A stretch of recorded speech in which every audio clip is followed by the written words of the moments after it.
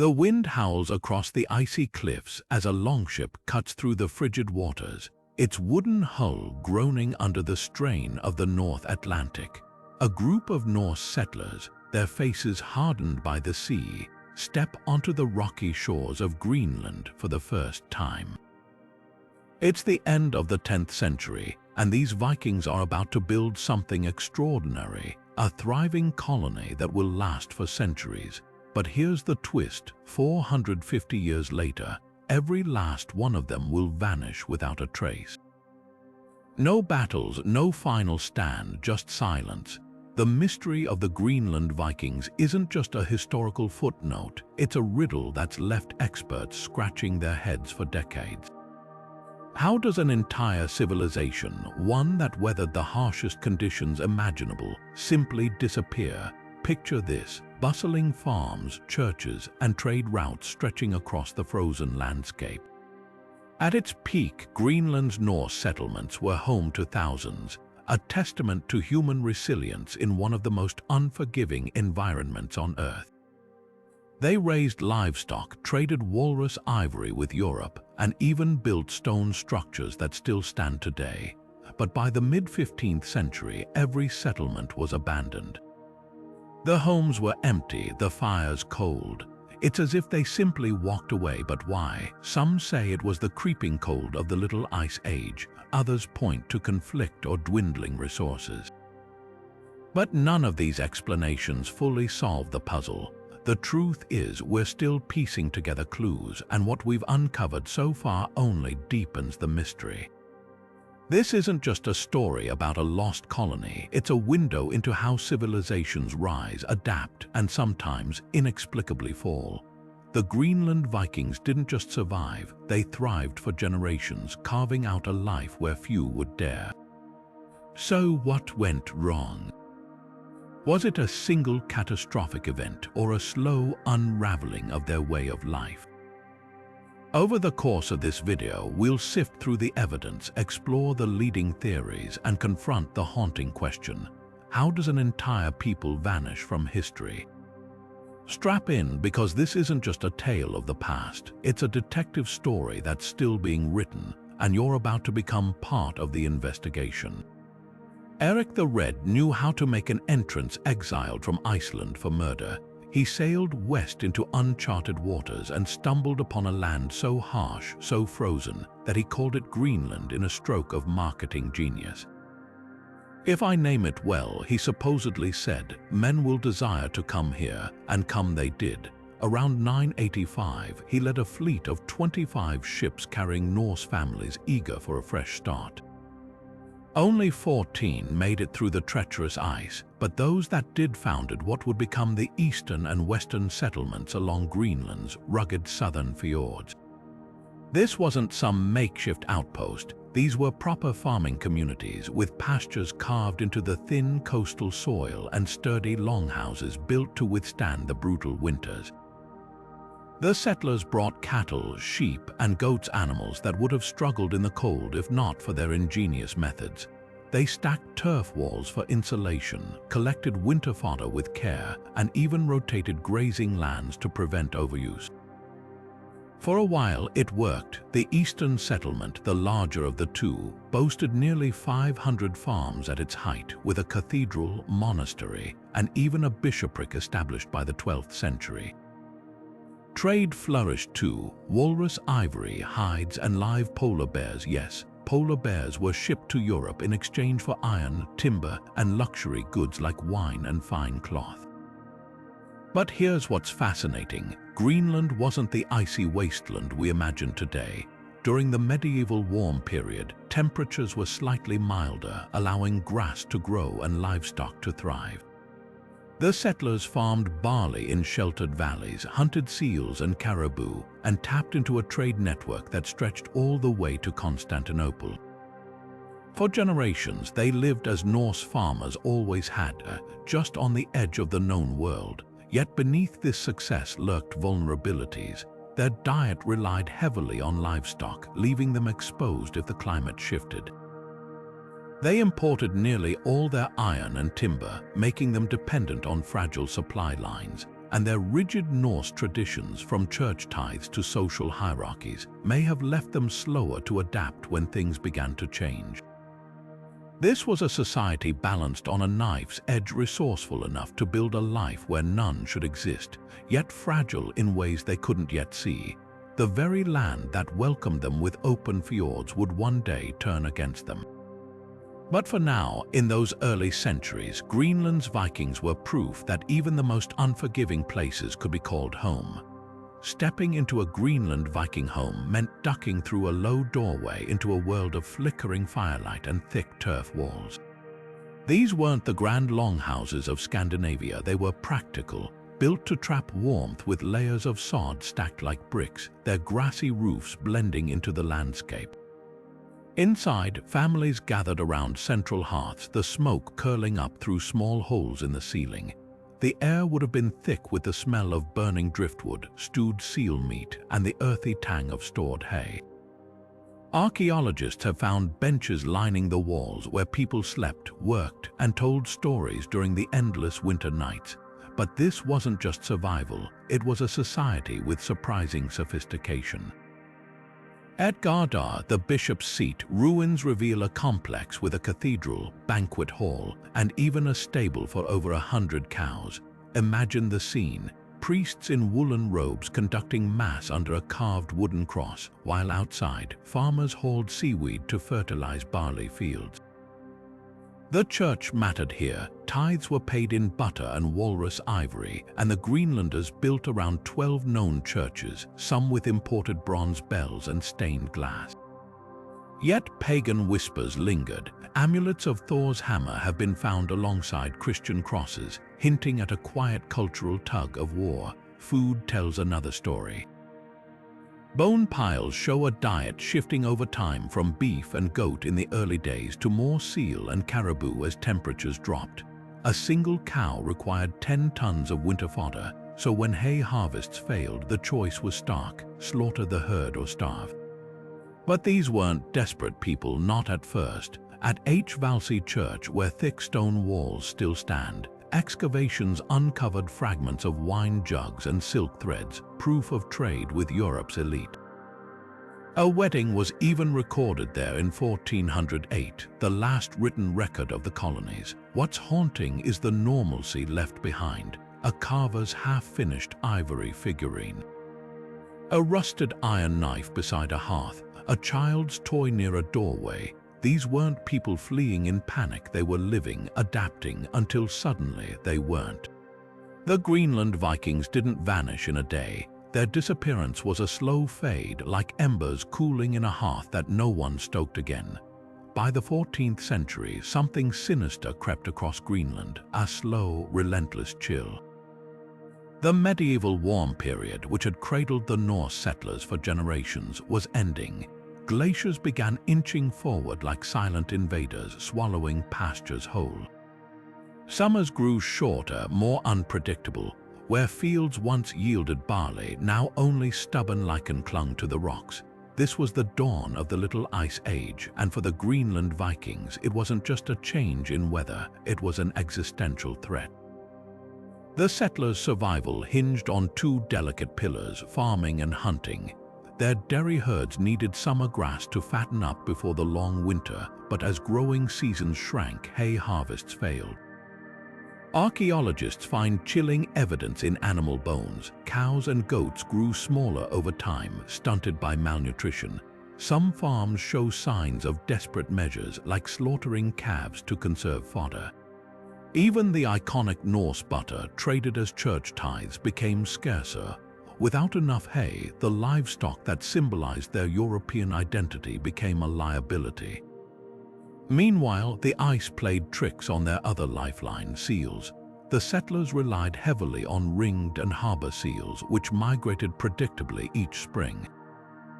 But as pack ice expanded, seal routes shifted. Norse hunting camps, once strategically placed along fjords, now sat empty. Bone analyzers reveal a grim pivot: families eating more caribou and scarce seabirds, even turning to scavenged whale carcasses washed ashore. These weren't preferred foods but acts of necessity. Yet here's the cruel irony: While the Norse struggled, their Inuit neighbors thrived. The Inuits' flexible hunting techniques, kayaks for navigating ice, toggle harpoons for seals, were tailor-made for the changing climate. They followed the seals wherever the ice took them, but the Norse clung to tradition. Their identity was tied to livestock and European trade goods, making adaptation feel like cultural surrender. The land itself turned against them in subtler ways too. With colder temperatures, permafrost crept deeper, ruining turf walls as the ground thawed and refroze. Storms grew fiercer, wrecking ships that brought vital iron and timber. Even their churches, symbols of divine protection, couldn't halt the encroaching glaciers. At one settlement, ice sheets now bury the very fields where children once played. This wasn't a sudden catastrophe, but a slow suffocation. Year by year, the margins of survival narrowed until one winter, perhaps the stored food ran out. The last Greenland Viking might not have even realized they were the last, just another hungry family staring at an empty storeroom, wondering if the supply ship from Norway would ever come. Walrus tusks were the lifeblood of Greenland's economy, shiny, cream-colored ivory coveted across medieval Europe for chess pieces, religious relics, and lavish carvings. Every spring, Norse hunters would set out in small boats, braving treacherous ice floes to harvest these Arctic gold from walruses hauled out on rocky shores. A single tusk could buy enough iron to forge a dozen knives or a barrel of precious grain. For centuries, this trade kept the settlements connected to the wider world, their ships returning with timber from Norway, wheat from Germany, and even stained glass for church windows. But by the 1400s, that lifeline had frayed to a thread. The first blow came from shifting tastes. As the Crusades opened new trade routes to Africa and Asia, elephant ivory flooded European markets, smoother, easier to carve, and suddenly more fashionable than Greenland's walrus tusks. Prices plummeted. At the same time, the Black Death ravaged Europe, wiping out entire towns that once bought Norse goods. Surviving merchants turned inward, their coffers emptied by plague and war. Greenland's ships, once welcomed in Bergen's bustling harbor, now found fewer buyers willing to risk long voyages for a fading luxury. Piracy sealed the trade's grim fate.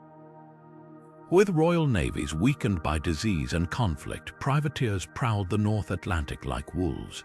A single raid could wipe out a year's cargo, and with it, the iron nails needed to repair ships or the seed grain to plant next summer's crop. Records from Bergen note Greenlandic vessels lost to the sea, but many likely fell to pirates who cared little for Nordic legal codes. The last known trade ship left Greenland in 1368, carrying a load of ivory no one really wanted anymore. What's haunting is how quickly the knowledge of Greenland faded.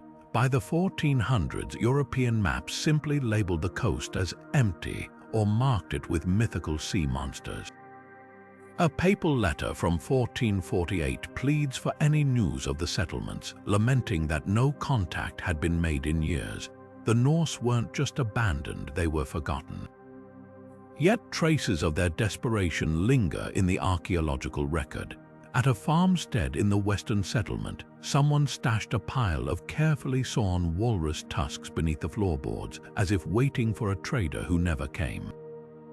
Another site reveals a broken ship's rivet, painstakingly reused until it wore to a sliver.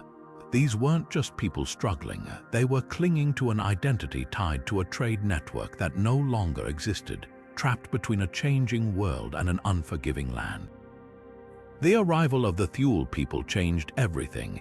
As Arctic temperatures plunged, these skilled Inuit ancestors migrated southward along Greenland's coasts, their kayaks slicing through icy waters, their dog sleds gliding over frozen fjords.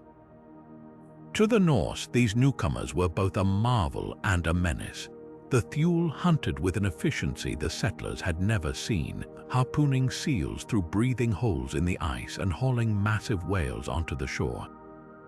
Their flexible, seasonal movements stood in stark contrast to the Norse, who clung to fixed farmsteads and European customs. At first, contact may have been cautious but peaceful.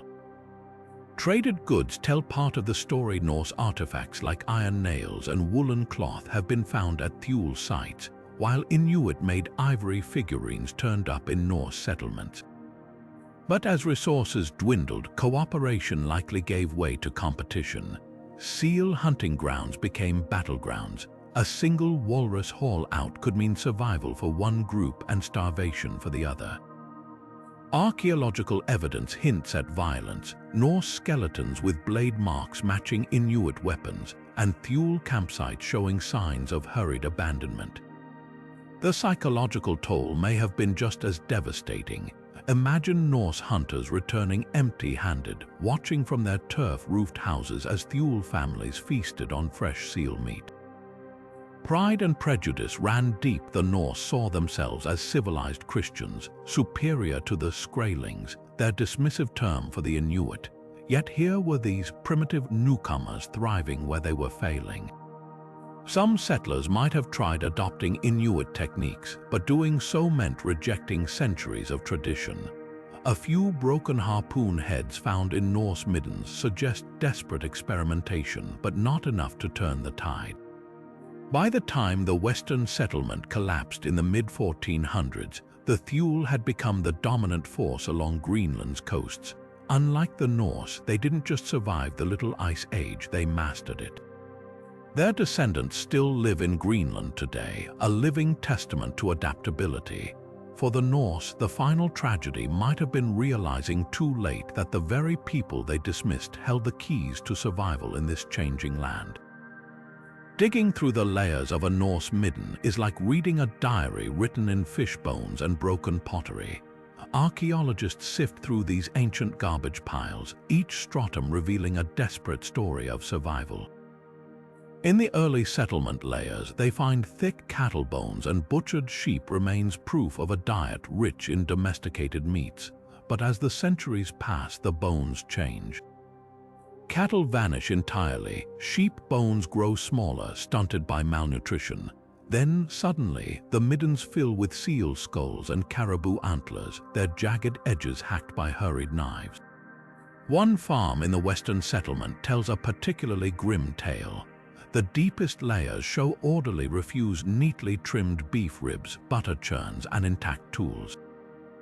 But the topmost layer is chaos. Half-gnawed seal flippers hastily discarded, charred bird bones from scavenged seabirds, and not a single metal tool in sight. Instead, crude implements carved from whalebone appear, as if someone resorted to crafting harpoons from whatever washed ashore. Most chilling of all, the complete absence of weapons, no swords rusting in corners, no axes left by doorways, just a lone, broken knife blade too worn to sharpen. At another site, a single cow bone sits atop the refuse pile, its surface polished smooth. Was it a keepsake, a final, futile hope that the herds might return? Nearby, archaeologists uncovered a child's grave with a tiny ivory figurine clutched in its hands, a crude carving of a four-legged animal, perhaps a cow the child had never seen alive. These weren't just people changing their diet, they were losing the very foundations of their identity. The soil itself whispers of their struggle. Pollen samples show grass varieties disappearing as the cold tightened its grip, replaced by tough, inedible mosses. In one farm's final years, the midden fills with shellfish shells, a food source the Norse once considered beneath them, now scraped from rocks in desperation. Then abruptly the layers stop, no fire pits relit, no new trash thrown atop the old, just a cold hearth, a few scattered bones, and the wind howling through empty doorways. What's missing speaks as loudly as what remains. No mass graves, no signs of violent conflict, just the quiet evidence of a people picking their lives apart piece by piece, selling off tools for scrap, burning furniture for warmth, until finally they too vanished into the ice. The ink was barely dry on the last surviving letter from Greenland, a brief, ordinary record of a wedding at Hvalsey Church in 1408. Two Norse settlers, Sigrid Björnstadtir and Thorstein Olafsson, exchanged vows beneath the stone arches, their guests feasting on seal meat and sour milk. It was a moment of normalcy, a flicker of tradition in a world growing colder and quieter. The priest scribbled the details into the church ledger, never suspecting his words would become a haunting epitaph. Because after that day, the record falls silent. No more ship's logs, no royal decrees, no letters pleading for supplies, just emptiness stretching across the centuries. So what happened to the wedding guests? Why did no one return to Hvalsey? The church itself holds clues, its mortarless stone walls still standing defiant against the Arctic winds, its floor littered with broken crockery and a single rusted belt buckle. There's no evidence of fire or violence, just abandonment. The most telling detail, the guest list. By the early 1400s, the Norse population had shrunk so drastically that witnesses had to be brought in from neighboring farms just to meet the legal requirement for a wedding. Whole settlements stood empty, their doorways choked with drift snow. The sea tells another part of the story. Ice cores from Greenland's glaciers show a dramatic spike in sea ice after 1400, a barrier so thick that even the sturdiest Viking Nars couldn't break through. A ship attempting to reach Norway would have faced a gauntlet of icebergs, swirling fog, and pack ice capable of crushing hulls like eggshells. And with Europe's ports still reeling from the Black Death, fewer merchants were willing to risk voyages for a colony that hadn't paid its ivory debts in decades. But the cruelest twist might be timing. Just decades after that final wedding, the climate entered its coldest phase of the Little Ice Age. The fjords froze solid for longer stretches each winter, sealing off seal hunting grounds. Pastures that once fed cattle turned to tundra. Even the hardy Norse, who'd weathered centuries of hardship, faced a terrible calculus: stay and starve or attempt a suicidal winter voyage. Perhaps the last Greenlanders didn't vanish all at once. Maybe small groups trickled away over years, a fishing boat lost in a storm here, a family lured south by Inuit traders there. By the time a Norwegian ship finally braved the ice in the 1500s, all they found were crumbling stone walls and the faint echoes of a wedding feast no one remembered. The mystery isn't just why they left, it's why no one came looking until it was far too late. The ice cores from Greenland's glaciers are like frozen time capsules, each layer preserving a snapshot of the atmosphere from centuries past. When scientists drill deep into these ancient columns of ice, they uncover a stark truth. The climate the Norse settlers first encountered was nothing like the one that ultimately defeated them. The data shows a dramatic plunge in temperatures beginning around the 1300s, a shift so severe that summer growing seasons may have shortened by weeks in just a few decades. For a society built on European-style dairy farming, this wasn't just an inconvenience, it was a death sentence written in the very air they breathe. Imagine a farmer standing in his field, watching the first frost creep in weeks earlier than his grandfather's records predicted. The grass his cows needed to fatten up for winter hadn't fully grown. Hay stores from last year were already running low. This was the reality facing Greenland's Norse as the Little Ice Age tightened its grip. Their entire agricultural system, bred for the milder climates of Norway and Iceland, relied on predictable seasons. A cow required up to 2 tons of dried hay to survive the winter, but colder summers meant thinner harvests. Archaeologists find heartbreaking evidence in the bones. Cattle skeletons from the colony's later years show stunted growth and signs of rickets, their legs twisted from malnutrition. But here's the cruel twist: this wasn't just bad luck. The Norse had neighbors who thrived in these conditions. While the settlers stubbornly replicated their Scandinavian farms, the Inuit adapted to the cold with portable skin tents, fat-rich marine diets, and tools carved from the bones of the animals they hunted. The Norse, though, saw their livestock as a cultural lifeline. To abandon their cows would have felt like surrendering their identity. Church records demand tithes paid in butter, not seal blubber. A man's wealth was measured in herds, not harpoons. The ice cores reveal another layer to this tragedy, not just cold but chaos. Pollen samples show wild swings in vegetation, one year lush grasses, the next nothing but hardy moss. This unpredictability would have been catastrophic for farmers already teetering on the edge. A single failed hay harvest could doom an entire community. At the farmstead of Nipotsok, archaeologists uncovered a storage room still stacked with carefully bundled fodder. Too little, too late, the brittle strands crumbling to dust at the touch. What makes this more than just a story about weather is the human choices preserved in the archaeological record. In the end, some Norse did try to adapt.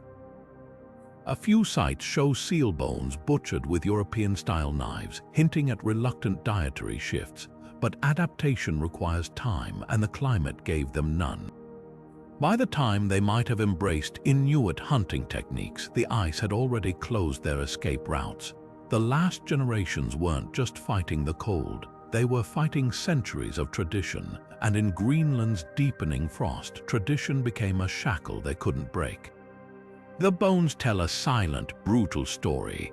In the churchyard at Hvalsey, beneath a layer of permafrost, archaeologists uncovered a cemetery filled with Norse settlers, not warriors felled in battle, but ordinary men, women, and children whose skeletons bear the unmistakable marks of prolonged suffering. Rib cages arched like barrel staves, a telltale sign of rickets from chronic vitamin D deficiency. Leg bones bowed inward, stunted by years of malnutrition. Teeth crisscrossed with horizontal grooves, evidence of childhood famines that temporarily halted growth. These weren't the robust Vikings of legend, but a population slowly wasting away. One grave in particular haunts researchers, a young woman buried in a woolen dress, her spine twisted by scoliosis, her teeth worn down to the gums from chewing tough seal hide. Isotope analysis of her bones revealed a grim diet, almost entirely marine protein in her final years, with no trace of the dairy that once sustained her ancestors. She'd gone from drinking fresh milk to scraping sustenance from the sea, a desperate pivot that came too late. Nearby, a child's skeleton showed even more tragic details. Arm bones no thicker than a finger, the telltale porous lesions of scurvy peppering the skull. This wasn't just hunger, it was systemic collapse. The deeper into the settlement layers archaeologists dig, the more disturbing the pattern becomes. Early graves show healthy individuals with strong bones and varied diets. Later burials reveal bodies ravaged by tuberculosis, likely exacerbated by cramped living conditions as families huddled together for warmth. Some skulls display healed fractures from falls, possibly accidents on ice-covered slopes while hunting weakened prey. A few even show signs of cannibalism, though whether from starvation or ritual remains hotly debated. But here's what's chilling: these weren't sudden mass deaths. The graves are spaced over decades, a slow drip of mortality rather than a single catastrophic event. Soil samples from latrine pits add another layer: parasite eggs from contaminated water, alongside pollen from imported medicinal plants that failed to thrive in the cooling climate. The settlers weren't just fighting famine, they were battling a cascade of immune failures, their bodies breaking down piece by piece. Yet for all this suffering, there's no evidence of panicked flight. No mass graves or piled bodies suggesting epidemic. Just individual after individual buried with care, their heads often tilted westward toward Norway, toward home. The last generations of Greenland Vikings didn't die screaming. They faded quietly, their strength ebbing with each failed harvest, each stillborn calf, each winter that arrived too soon and left too late. In the end, malnutrition wasn't just a cause of death, it was the slow unraveling of a way of life. Imagine watching your neighbor thrive while your own family starves. That was the reality for Greenland's Norse settlers as they clung to their failing farms. The Inuit, masters of Arctic survival, moved with the seasons, their lives dictated by the migration of seals and the formation of ice. When winter locked the fjords, they carved breathing holes to hunt. When summer melted the pack ice, they harpooned walruses from nimble kayaks. Every part of the animal was used: meat for food, blubber for lamps, hides for clothing. Their tools, crafted from bone and driftwood, could be repaired with materials at hand. Meanwhile, the Norse strained to keep their European-style farms alive, their iron tools rusting, their cattle growing gaunt in shrinking pastures. The difference wasn't just technology, it was mindset. To the Norse, farming wasn't just subsistence, it was identity. A man without cattle was no man at all, and the church demanded tithes in butter, not seal oil. When seal bones appear in later Norse middens, they're butchered with European knives, not Inuit harpoons, proof of reluctant change without true adaptation. A few may have tried to learn from the Thule, but cultural pride ran deep. A Norse saga describes settlers dismissing the Inuit as trolls, their hunting methods beneath Christian farmers. Yet as winters lengthened, that pride became a prison. Archaeological digs reveal the tragic irony. Norse settlements near rich seal colonies show no trace of Inuit-style traps or tools. Instead, they contain broken scythes useless for hunting but irreplaceable for the hay harvests that no longer came. At the same time, Inuit sites from the same period flourish with traded Norse goods. Iron nails reforged into harpoon tips, woolen cloth repurposed for warmer clothing.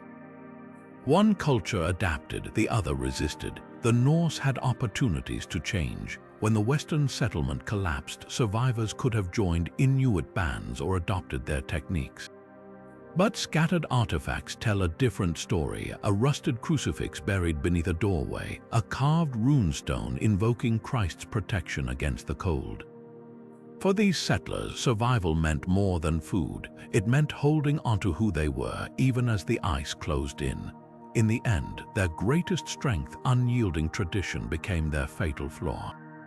In the rigid world of Norse Greenland, social order wasn't just about who owned the most cows. It was the glue holding their fragile society together. At the top stood the elite landowners, descendants of Erik the Red's original settlers, who controlled the best pastures and trade connections. Beneath them, tenant farmers worked the land in exchange for protection and a share of the spoils. And towering over it all was the church, collecting tithes in butter and ivory while promising divine favor. But when the climate turned against them, this hierarchy didn't just weaken, it shattered like thin ice underfoot. The first cracks appeared with the elite. Wealthy landowners relied on surplus extra hay to feed their prized herds, extra ivory to trade for European luxuries. But as summers shortened and trade routes collapsed, their advantages evaporated. A 14th century account from Gardar mentions a bishop pleading with Norway for aid, his once grand hall now drafty and understaffed. Archaeologists find sobering evidence in elite homesteads, silver cups melted down for scrap, ornate crucifixes stripped of jewels, even the bones of prized hunting dogs butchered for food. These weren't just belt-tightening measures, they were admissions that the old symbols of power meant nothing in the face of starvation. Without their wealth, the elite lost their authority. Tenant farmers, once bound by oaths of loyalty, began questioning why they should hand over precious sealskins or meat to landlords who could no longer protect them. Lawsuits over grazing rights, once settled by local chieftains, descended into bloody feuds. At one western settlement farm, a skeletal hand still clutches a rusted knife embedded in another's ribs, a grim snapshot of order breaking down. Even the church's influence crumbled. Tithes that once flowed as butter now came as meager scraps of walrus hide, if at all. By the late 1300s, Greenland had no resident bishop, just a handful of overworked priests watching their congregations dwindle. The final blow may have been psychological. Norse society was built on reciprocity. The strong protected the weak supported the strong. But when leaders could no longer deliver, when a chieftain's storeroom stood as empty as a beggar's, the entire social contract unraveled. Younger generations, raised on stories of abundance they'd never known, likely grew disillusioned. Some probably turned to the Inuit, adopting their ways despite the stigma. Others may have staged desperate raids on neighboring farms, their loyalty to kin overriding centuries of tradition. What's haunting is how fast it happened. In less than a lifetime, the system that sustained Greenland's Norse for centuries collapsed under its own weight. The grand longhouses at Gardar weren't destroyed by invaders or earthquakes, they were simply abandoned, their doorways left open to the wind. A society that once built cathedrals at the edge of the world vanished not with a bang, but with the quiet sigh of a people who realized too late that the rules they'd lived by no longer applied. Could some of Greenland's vanished Vikings have staged a daring escape by sea? Centuries before Columbus, Norse explorers already knew the route to North America. Leif Erikson's settlement at Elance Ox Meadows in Newfoundland proves that. So when conditions grew unbearable in Greenland, did desperate families turn their longships westward, retracing that ancient path to Vinland? The sagas hint at this possibility. One Icelandic text mentions a ship blown off course around 1400, its crew encountering wild men who might have been indigenous Americans. Another describes Greenlanders vanishing without explanation, not dying, just disappearing. Archaeologists have scoured Atlantic coast sites for evidence, but so far, no definitive Norse artifacts from this late period have surfaced in North America. That doesn't mean it didn't happen. The eastern seaboard is vast, and a small group could have assimilated quietly. More compelling are the genetic whispers in Iceland's population.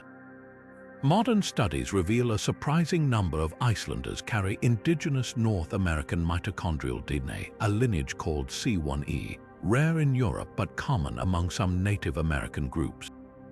This genetic signature appears to have entered the Icelandic gene pool around the year 1000, right when the Greenland colony was thriving.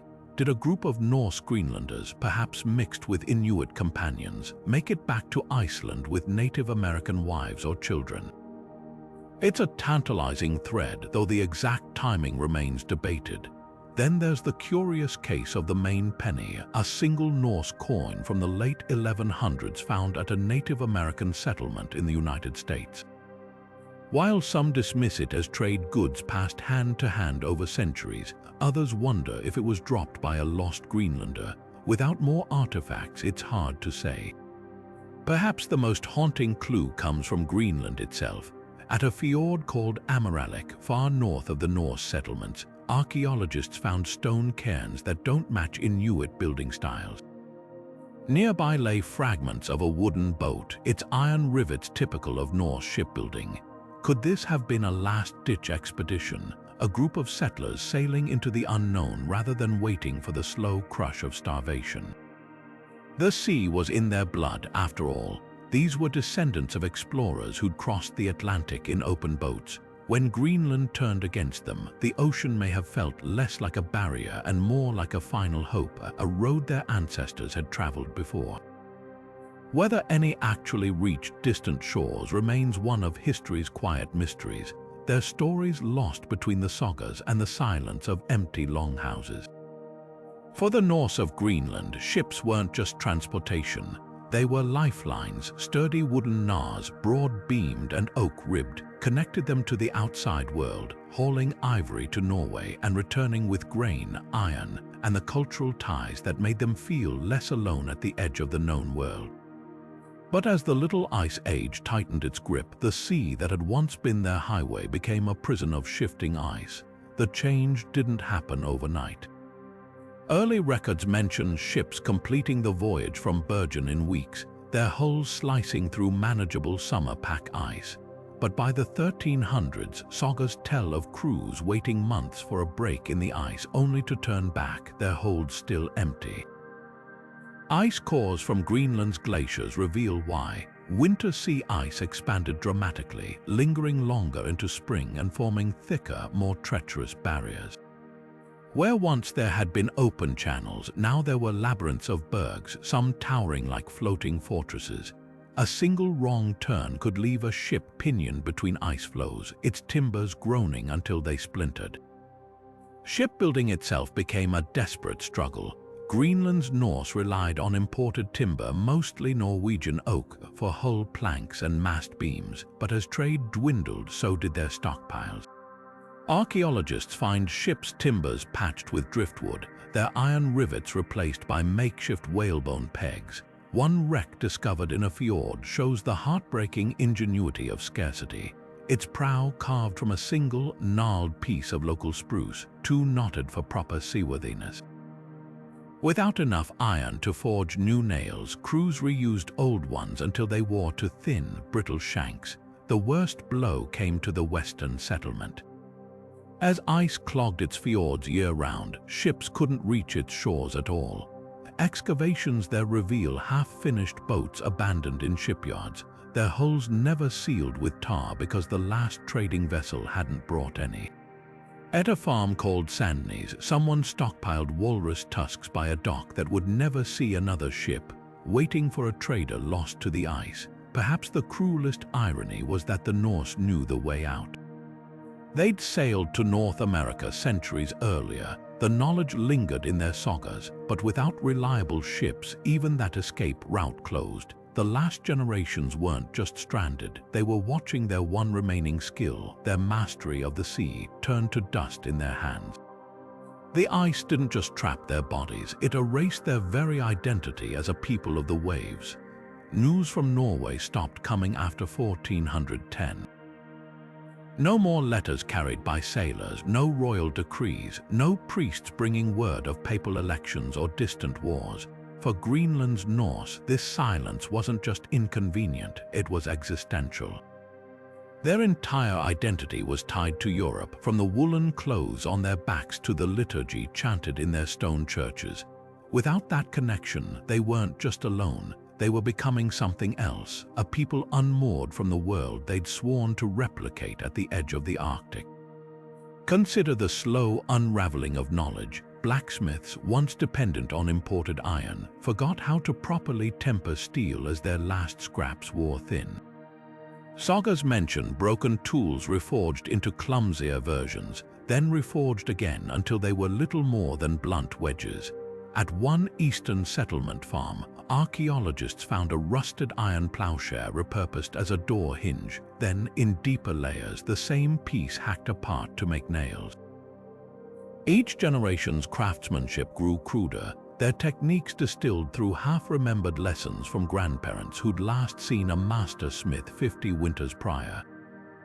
The psychological toll cut deeper. Norse society revolved around kings and bishops, but by the mid-15th century, Greenlanders were singing hymns to a pope who might have been dead for decades, pledging fealty to monarchs who didn't know they existed.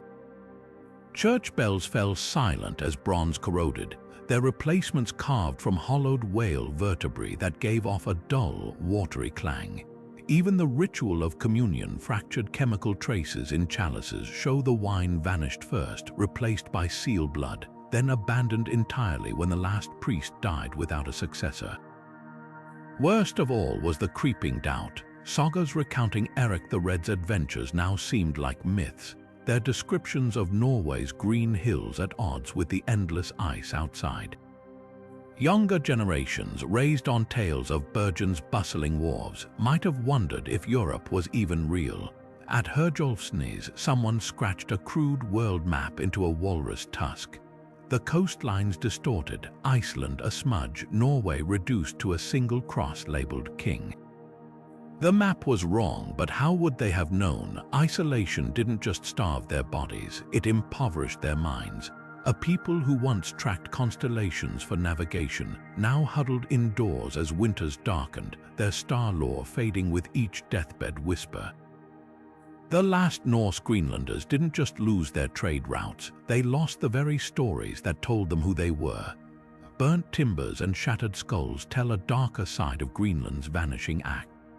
At the western settlement's outermost farms, archaeologists uncovered charred roof beams and weapon-scarred doorposts, evidence that not all Norse left peacefully. One longhouse near the shore shows signs of a frantic last stand.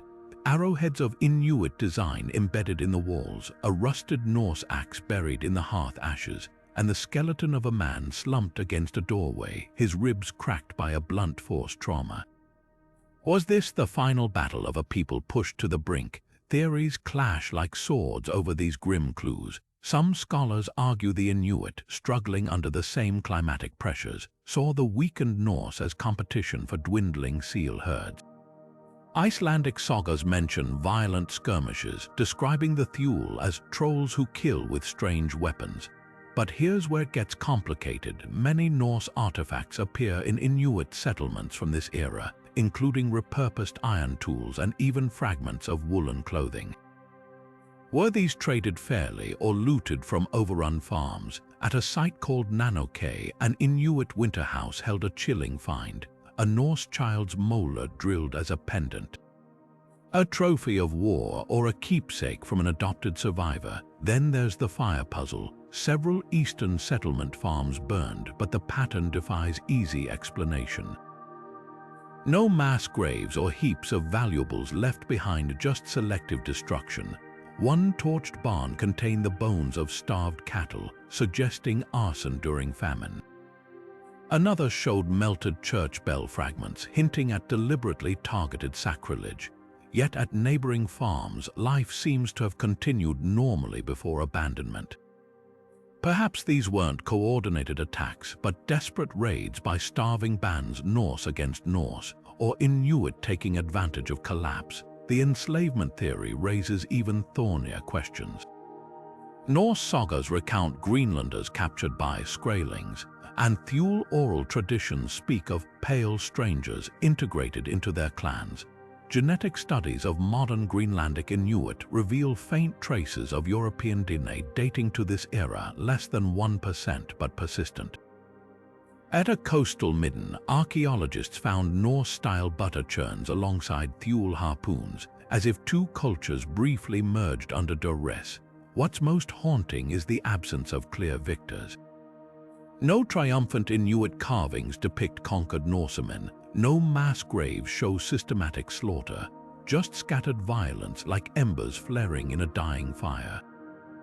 The last Greenland Vikings may not have fallen to a single enemy, but to the accumulating weight of hunger, cold, and the terrible choices made when civilization's threads finally snap. The search for the Greenland Vikings doesn't end with empty longhouses and abandoned churches. It continues in the very bloodlines of modern Arctic communities. Geneticists poring over DNA samples from Inuit populations have uncovered traces of Norse ancestry, but the story these genes tell is far from straightforward. In some Greenlandic families, certain mitochondrial DNA markers passed down unchanged from mother to child match those found in medieval Norse remains. Yet the signal is faint, scattered like breadcrumbs across centuries of mixing. One study identified a specific genetic variant common in Scandinavia popping up in a handful of living Inuit, suggesting at least a few Norse settlers may have assimilated into Thule communities rather than vanishing entirely. But here's where it gets murky. These genetic links are incredibly rare, accounting for less than 1% of modern Inuit ancestry. That's barely a whisper compared to the robust genetic legacy left by later European colonizers. Even more puzzling is the timing. Some Norse-like DNA appears to have entered Inuit gene pools before the Greenland colonies collapsed, hinting at early, peaceful contact rather than a last-ditch survival strategy. At a coastal site called Kanjek, archaeologists found Norse-style wool fragments woven into centuries-old Inuit clothing, alongside Thule tools repurposed with European iron. Were these traded goods or relics of intermarriage? The most compelling and controversial clue comes from a study of ancient skeletal DNA. One Thule-era burial contained a woman with unmistakably Norse ancestry, yet she was dressed in traditional Inuit sealskins and buried with harpoon heads. Her teeth showed a diet rich in marine mammals, completely unlike the dairy-heavy Viking fare. This wasn't some stranded Norseman's widow. She lived and died as Thule. If others like her existed, they left barely a ripple in the genetic record, perhaps because the Norse population was already so small by the end that their genes simply dissolved into the broader Inuit gene pool. Then there's the mystery of the Faroe Islands. Modern residents there carry a unique genetic marker tracing back to Native American ancestry, a lineage that somehow crossed the Atlantic centuries before Columbus.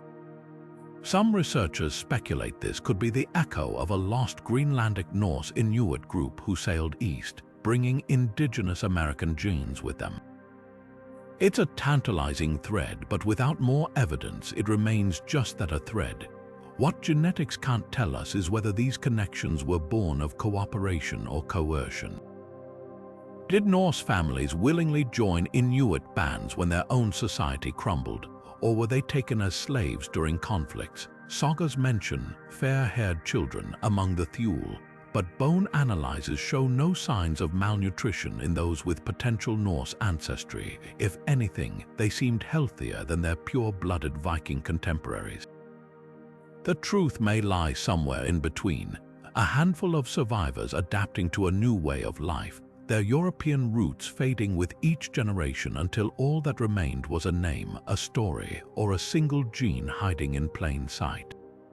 Deep beneath Greenland's permafrost, a team of archaeologists chips away at ice that hasn't melted in 600 years, and suddenly a woolen sleeve emerges, its stitching perfectly intact. This wasn't just fabric, it was a time capsule, frozen mid-motion as if its owner had shrugged it off yesterday. Recent expeditions have turned Greenland into a goldmine for preservation, where ice locks away entire moments of Norse life in eerie detail. The most startling finds, human remains so well preserved they've earned the nickname Frozen Norse. At a site called Qilakitsoq, researchers uncovered a family group buried in a shallow grave, their skin still supple, their leather clothing pliable enough to fold. One woman's face was so perfectly preserved that scientists could see the fine wrinkles around her eyes, a mother, perhaps, who never let go of the child buried beside her. These discoveries rewrite history in vivid color. While most Norse sites yield only bones and rusted nails, permafrost preserves the everyday, a wooden bowl with dried seal meat still clinging to its edges, a child's mitten lined with hair fur for extra warmth, even strands of hair tangled in a bone comb. At Hvalsey, a man's boot was found with grass stuffing intact, the exact kind Vikings used to insulate against frostbite. But the real revelation came from his stomach contents, traces of seaweed and whale blubber, proof that even as the Norse clung to their European identity, their diets were silently adapting to Arctic survival. Technology breathes new life into these finds. CT scans of the Qilakitsoq mummies revealed not just cause of death, tuberculosis for one, a fractured skull for another, but also lifelong hardships. Growth interruptions in leg bones told of childhood famines. Worn teeth hinted at grit-filled meals ground from desperation.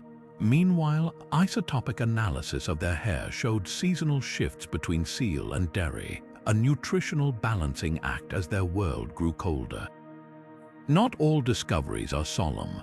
At Hvalsey, a perfectly preserved hood turned fashion history on its head, its long, dramatic tail defying stereotypes of drab Viking attire. Dubbed the Greenlandic cloak, its design matched descriptions in Icelandic sagas, proving these settlers hadn't lost touch with continental trends even as isolation tightened. Other digs unearthed whimsical touches, a wooden toy sled, a set of bone dice, and a cowbell carved with a grinning face, glimpses of joy amidst the struggle. Yet for all these breakthroughs, permafrost is a fickle curator. Climate change now threatens to melt these frozen archives before they can be studied. At some sites, researchers race against time, salvaging artifacts from oozing mud as centuries-old ice surrenders to rising temperatures. Each object pulled from the thaw feels like intercepting a message mid-disintegration, one last chance to hear the Greenland Vikings speak before their voices vanish into the warming earth. While the Norse struggled against Greenland's changing climate, the Thule people didn't just survive. They mastered the Arctic with an ingenuity that turned its harshness into an advantage. Unlike the settlers clinging to Scandinavian farming traditions, the Inuit ancestors moved with the land rather than fighting it, their lifestyles as adaptable as the shifting ice. Take something as simple as housing. Where Norse longhouses stood fixed in place, their turf walls crumbling as permafrost thawed and refroze, the Thule built temporary winter homes from snow blocks, structures that could be abandoned or rebuilt in hours as hunting grounds shifted. Summer meant skin tents that rolled up like sails, allowing entire communities to follow seal migrations without looking back. Diet was another masterclass in flexibility. While Norse farmers counted on dairy herds that needed constant care, the Thule thrived on whatever the seasons offered: spring's fat, rich ringed seals, summer's migratory birds, autumn's caribou, and winter's walrus hauled from ice holes. Their bodies adapted too. Genetic studies show unique Inuit mutations that helped metabolize marine fats efficiently, turning blubber into energy without the heart disease that plagues modern diets. They even preserved food in nature's freezer, caching seal meat under rocks where it stayed fresh for months. When Norse storerooms emptied, the Thule's landscape remained a pantry. Technology sealed the divide. Norse iron tools, dependent on fragile trade routes, rusted or broke with no way to replace them. But Thule harpoons, crafted from walrus bone, sinew, and driftwood, could be repaired with materials at hand. Their kayaks, lashed together with sealskin cords, slipped through ice floes that would splinter a Viking gnar. Even clothing outpaced Norse wool. Layered caribou hides with fur facing inward trapped heat far better than woven cloth, while waterproof seal gut parkas shrugged off blizzards. The starkest contrast lay in mindset. Norse identity was rooted in what they brought with them: livestock, tithes to distant bishops, the very idea of owning land. The Thule measured wealth in skills and shared knowledge. A hunter who invented a better harpoon design taught it freely. Surplus meat went to elders and the needy without hesitation. When the Little Ice Age intensified, this communal resilience proved decisive. While Norse settlements starved waiting for ships that never came, Thule bands simply adjusted their routes, their oral histories preserving centuries of environmental wisdom. Perhaps the most telling artifact isn't a tool or bone, but a child's toy. At a Thule site, archaeologists found a tiny ivory sled, a replica of the real thing, complete with miniature harnesses for dogs that hadn't yet been born. It speaks to a culture that prepared its next generation not for the past, but for an ever-changing future. The Norse taught their children to stack hay and churn butter. The Thule taught theirs to read ice patterns and improvise. In Greenland's unforgiving calculus, only one approach could win. The story of Greenland's Vikings isn't just a relic of the past, it's a mirror reflecting our own precarious dance with climate change. Just as the Norse faced shifting weather patterns that disrupted their food supply and trade routes, modern societies grapple with rising seas, vanishing coastlines, and destabilized agriculture. The parallels are uncanny. A civilization built on assumptions of environmental stability, only to watch those foundations crumble when nature refused to cooperate. But here's the critical difference. Unlike the Norse, we're not passive victims of a changing climate. We have something they lacked: foresight, technology, and the hard-earned knowledge of history itself. Consider how the Little Ice Age crept up on Greenland's settlers. Temperatures dropped by just 1 or 2 degrees over decades, but that subtle shift snowballed into shorter growing seasons, expanding glaciers, and disrupted seal migrations. Today, our planet is warming far faster, yet the same principle applies. A few degrees might seem negligible until you see whole forests dying from beetle infestations they once survived, or coral reefs bleaching to death in overheated waters. The Norse didn't have climate models or satellite data to warn them. We do. Their tragedy teaches us that small shifts ignored for too long can reach irreversible tipping points.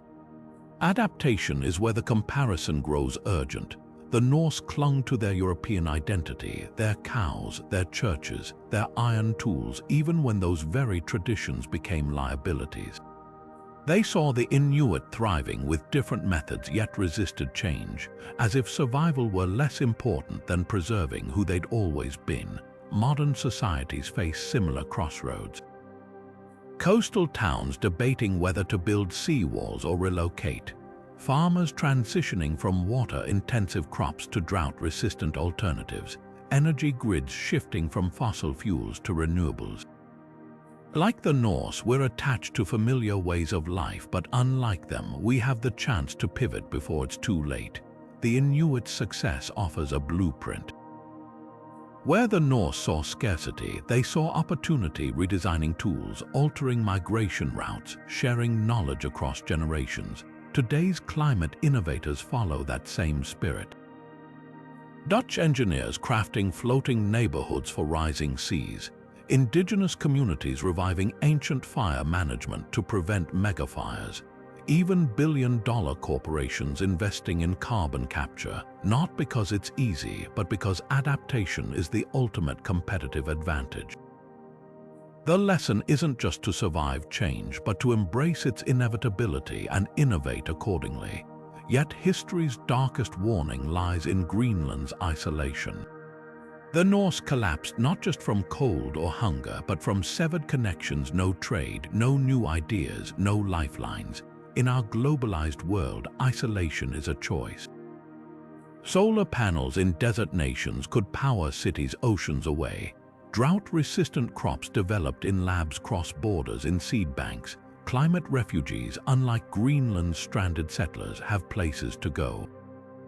Our challenge isn't just technological, it's ethical. Will richer nations hoard resources or act as the trade ships Greenland needed but never received? The final haunting question isn't about the past but the future. When archaeologists someday dig through our abandoned cities, what will they conclude? Did we double down on failing systems or rewrite the rules in time? Greenland's Vikings remind us that civilizations don't fall because they can't adapt, they fall because they won't. The ice didn't judge them for their choices, it simply outlasted them. Our planet will do the same. Hollywood loves a dramatic ending, a massive battle, a sudden plague, or a tragic last stand. But the truth about Greenland's Norse is far less cinematic and infinitely more haunting. Their disappearance wasn't marked by a single catastrophe like a volcanic eruption or invasion. Instead, it unfolded as a slow unraveling, a death by 1,000 cuts where each setback compounded the last until survival became mathematically impossible. Take the persistent myth of an Inuit massacre. While scattered evidence of violence exists, a charred farmhouse here, a skeleton with arrow wounds there. It's not the smoking gun of a coordinated attack. Imagine a starving Norse farmer stealing seal meat from an Inuit cache, only to be met with defensive force, or perhaps a desperate skirmish over the last productive hunting grounds. These were isolated conflicts, not a systematic wiping out. In fact, Inuit oral traditions describe trading with pale strangers long before any hostilities, suggesting coexistence for generations. Another romanticized idea is the failed expedition theory, that everyone boarded ships for a doomed voyage to find help, but abandoned homes tell a different story. At the farm of W51 in the Western Settlement, excavators found a wooden chest filled with carefully folded wool clothing, a carved chess piece resting on top. These aren't the actions of people fleeing in haste, they're the quiet decisions of those who likely stayed until the end, preserving what little they had left. The climate narrative oversimplifies too. Yes, the Little Ice Age was devastating, but it didn't happen overnight. Tree rings from Iceland reveal years of erratic cooling, a brutal winter one year, a near-normal summer the next. The Norse could weather a few bad seasons, just not the relentless accumulation of them. By the 1400s, each hard year gave them less time to recover before the next blow landed. Even the idea of cultural stubbornness gets distorted. It's not that the Norse refused to adapt. They did, shifting to more seal hunting, repurposing tools, even altering their diet.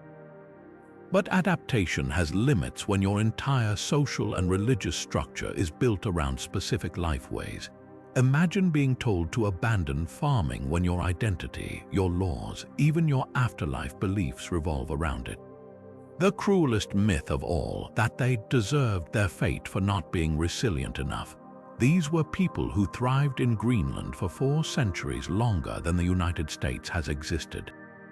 Their end wasn't failure, it was the inevitable result of intersecting pressures: climate, trade collapse, isolation that would challenge any society.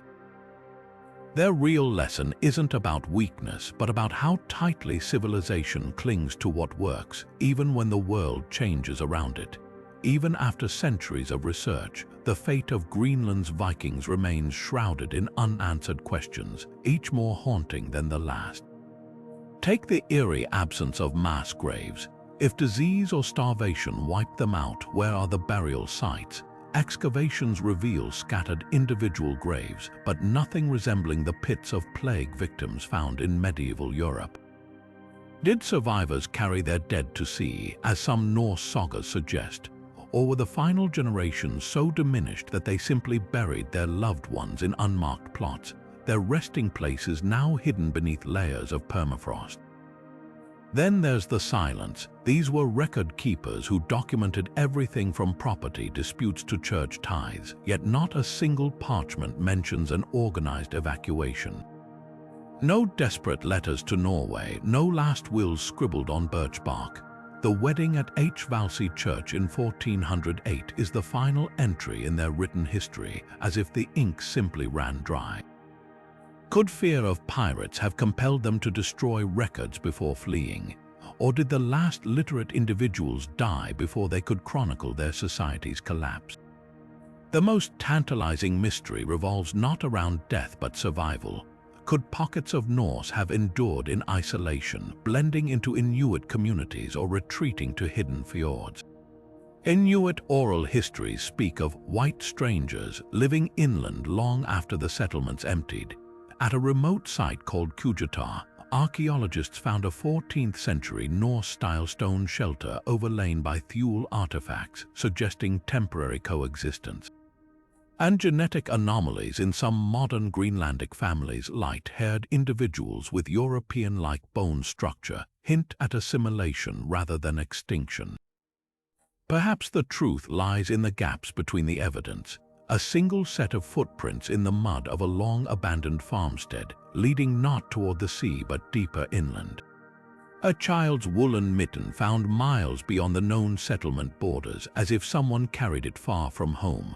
These fragments suggest a quieter, slower disappearance, not a dramatic exodus but a scattering like embers carried away by the wind. The Greenland Vikings may not have vanished so much as dissolved, their stories whispered into the Arctic silence until even the echoes faded. Hollywood loves a good vanishing act, mysterious ruins, dramatic last stands, maybe even a supernatural twist. But when it comes to the Greenland Vikings, popular culture often trades truth for spectacle. Take the 2007 film Pathfinder, which imagined Norse settlers slaughtered by Native Americans in a bloody conflict. While visually striking, it ignores the reality. No archaeological evidence supports such a wholesale massacre. Even more misleading are the sensational documentaries framing the colony's end as an Arctic Pompeii, with settlers frozen mid-meal by some instantaneous cataclysm. The truth, as we've seen, was far slower and subtler, a tapestry of dwindling resources, fraying social ties and quiet despair. Books don't fare much better. Best-selling novels like Michael Crichton's Eaters of the Dead blend Viking lore with pure fantasy, turning the Greenlanders into mythical warriors battling monsters. These stories entertain, but they reinforce the stereotype of Norsemen as either invincible heroes or doomed fools, never the complex, adaptable people who survived 4 centuries in the Arctic. Even serious histories sometimes fall into the trap of climate determinism, reducing the collapse to a single factor like dropping temperatures. It's as if the nuanced interplay of trade failure, cultural rigidity, and environmental change isn't dramatic enough for the page. The most persistent myth, the last survivor trope, whether it's a lonely warrior keeping watch over empty halls or a child stumbling onto a deserted settlement, these narratives crave closure. Reality offers no such neat endings. The archaeological record suggests gradual abandonment farm by farm, family by family, until one day no one remained to light the hearths. There's no final diary entry, no skeleton clutching a sword, just the wind whistling through doorways where laughter once echoed. What's lost in these fictionalized versions is the profound humanity of the Greenland Vikings. They weren't caricatures of resilience or hubris, but ordinary people making impossible choices. A mother rationing butter to her starving children, a blacksmith recycling the last nail for a fishing hook, a priest reciting psalms to an empty church. These moments don't need embellishment to resonate. Their power lies in their quiet authenticity. By flattening their story into adventure or tragedy, we risk missing its real lesson. Civilization's fragility isn't about spectacular collapses, but the slow erosion of hope. Perhaps the most egregious oversight is how media ignores the Inuit perspective. Rarely do films or books depict the Thule as anything but threats or nameless savages. Yet their oral histories preserve encounters with the Norse tales of trade, curiosity, and sometimes conflict. Imagine a story where an Inuit hunter teaches a desperate settler to harpoon seals, or where a Norse child learns to speak Inuktun. These untold interactions hold more truth than any Hollywood battle scene. The best portrayals, like the novel The Greenlanders by Jane Smiley, embrace the mundane alongside the epic. Smiley's settlers aren't swashbucklers. They're farmers worrying about hay yields and marital spats, their lives punctuated by both feasts and famines. It's this granular realism that finally makes their disappearance haunting, not because it was inevitable, but because it was so avoidable. Every butter churn left behind, every unmended fishing net, becomes a testament to the choices that, in another world, might have saved them. When we strip away the clichés, what remains is a mirror. The Greenland Norse didn't vanish because they were foolish or weak, but because they were human, flawed, resourceful, and ultimately as vulnerable to change as we are. That's a story worth telling without embellishment. Scientists armed with laser beams and molecular microscopes are rewriting the Greenland Viking mystery one data point at a time. High above the fjords, LiDAR-equipped drones sweep the terrain with pinpoint precision, their lasers penetrating dense vegetation to reveal long-buried structures invisible to the naked eye. Recent scans near the eastern settlement uncovered a previously unknown network of irrigation channels, evidence the Norse engineered their environment far more extensively than we thought. But the real shock came when the same survey detected geometric outlines beneath the ice cap's edge, suggesting farmsteads or outposts now entombed by glaciers. These ghostly shapes hint at a desperate northward expansion as southern pastures failed, a last-ditch effort to outrun the creeping cold. Meanwhile, inside climate-controlled labs, mass spectrometers dissect centuries-old teeth and bones atom by atom. Isotope analysis has become the time traveler's microscope, revealing lifetimes of dietary changes in a single molar. At the University of Copenhagen, researchers studying Norse skeletons made a startling discovery. Individuals from the colony's final decades show abrupt shifts in carbon isotopes, switching from land-based foods to almost exclusively marine diets within their lifetime. But here's the twist: their nitrogen levels suggest they weren't eating large fish or seals like the Inuit. Instead, the signature matches small coastal scavengers, mussels, crabs, even seaweed, the desperate choices of people scraping the bottom of nature's pantry. Ground-penetrating radar adds another layer to the investigation. At a site called Narsak, electromagnetic pulses revealed anomalies beneath what appeared to be empty fields. Excavations uncovered a hidden smithy with fragments of forged iron, but also something unexpected: slag from failed smelting attempts. Chemical analysis showed the ore originated not from Europe, but from local Greenlandic sources. This changes everything. Far from passively waiting for shipments, the Norse were experimenting with indigenous materials as trade collapsed. their metallurgical knowledge fading with each botched attempt. The most promising and controversial breakthrough comes from environmental DNA. Teams sampling lake sediments near abandoned farms identified genetic traces of barley pollen centuries after written records claimed agriculture became impossible. Even more provocative are the preserved fragments of intestinal parasites in latrine soils, which show Norse and Inuit gut microbes coexisting at some sites. Could this prove intermarriage or cultural exchange? The data remains hotly debated, but one thing's certain. The story we've told about Greenland's Vikings, stubborn, isolated, inflexible, is far more complex than textbooks allow. Emerging technologies promise even more revelations. Artificial intelligence now combs through satellite imagery for subtle topographic clues, flagging potential excavation sites with uncanny accuracy.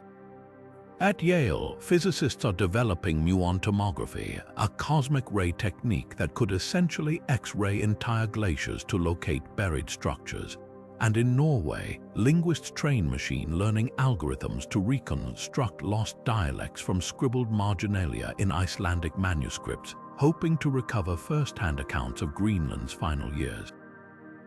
What makes this research revolutionary isn't just the answers it provides, it's the questions we never thought to ask.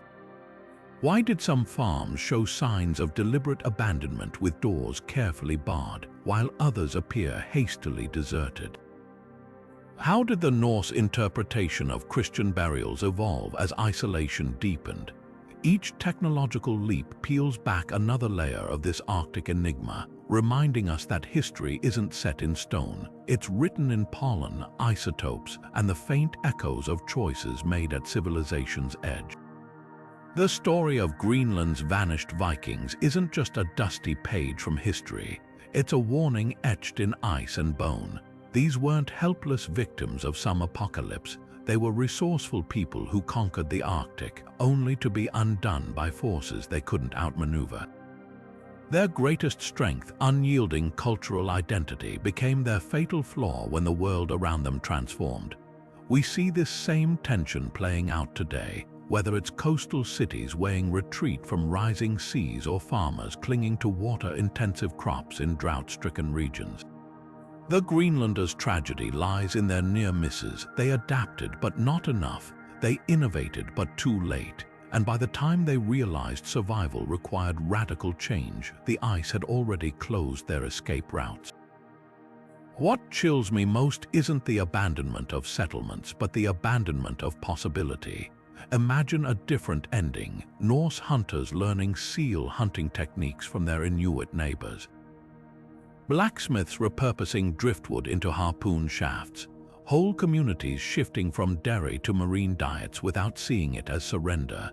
These weren't impossible choices, just unthinkable ones within their cultural framework.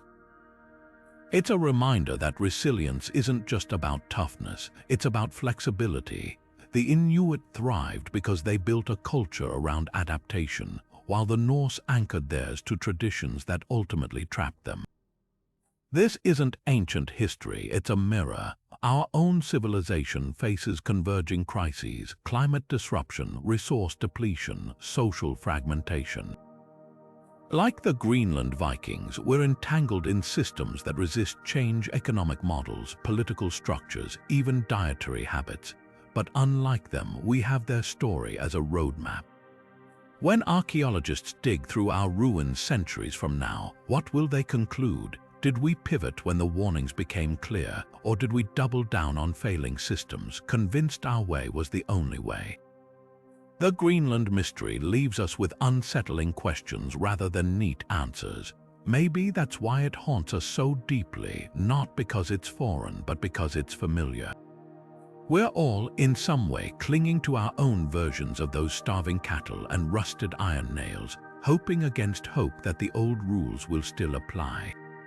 But history whispers a different truth. Civilizations don't fail when they can't adapt. They fail when they won't. Now I want to hear from you. Do you think the Greenland Vikings could have survived if they'd embraced Inuit practices earlier? Or was their disappearance inevitable given the climatic shifts? Drop your theories in the comments. This mystery is far from closed. And if you're hooked on historical enigmas like I am, hit that subscribe button. We've got more vanished civilizations, unexplained disappearances, and edge-of-the-world mysteries coming your way. Until then, keep questioning, keep exploring, and remember, the past isn't just about what happened. It's about what we choose to learn from it.